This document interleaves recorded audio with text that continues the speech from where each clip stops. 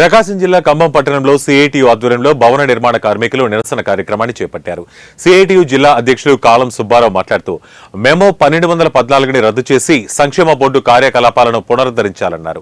ఇసుక కొరత తీర్చడంతో పాటు భవన నిర్మాణ కార్మికులకు గుర్తింపు కార్డులు ఇవ్వాలని, వృత్తి నైపుణ్య శిక్షణ ఇవ్వడంతో పాటు కార్మికుల కొరకు సంక్షేమ బోర్డును ఏర్పాటు చేయాలని వారు ప్రభుత్వాన్ని డిమాండ్ చేశారు. అనంతరం లేబర్ ఆఫీసర్ లేనందున అటెండర్ కి వినతి పత్రాన్ని సమర్పించారు. ఈ కార్యక్రమంలో భవన నిర్మాణ కార్మికులు, సిఐటియు జిల్లా నాయకులు పాల్గొన్నారు.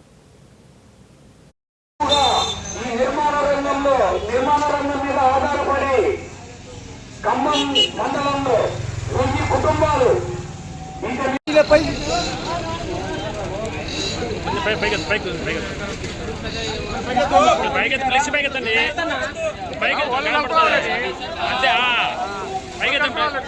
వర్ధిల్లాలి భవన నిర్మాణ కార్మికుల ఐక్యత, వర్ధిల్లాలి భవన నిర్మాణ కార్మికుల ఐక్యత.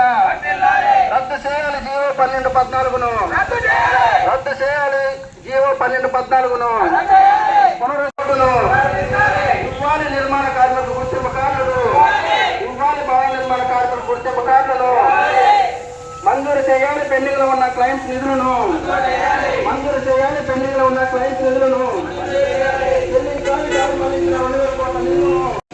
కాలం సుబ్బారావు, సిఐటియు ప్రకాశం జిల్లా అధ్యక్షుడు. వాళ్ళ జిల్లా వ్యాప్తంగా భవన నిర్మాణ కార్మికులకు సంబంధించి ఇసుక పాలసీని అమలు జరపనందువల్ల పనులు కోల్పోతూ ఉన్నారు.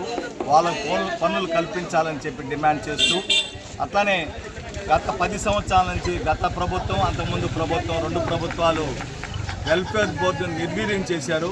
వెల్ఫేర్ బోర్డులో కార్మికుల సంక్షేమం కోసం ఉన్న నిధుల్ని పక్కదోవ పట్టించేసి వాళ్ళ ఇతర పథకాలకు మళ్లించారు. వాటి ఫలితంగా లక్షలాది క్లెయిమ్స్ పెండింగ్లో ఉంటా ఉన్నాయి.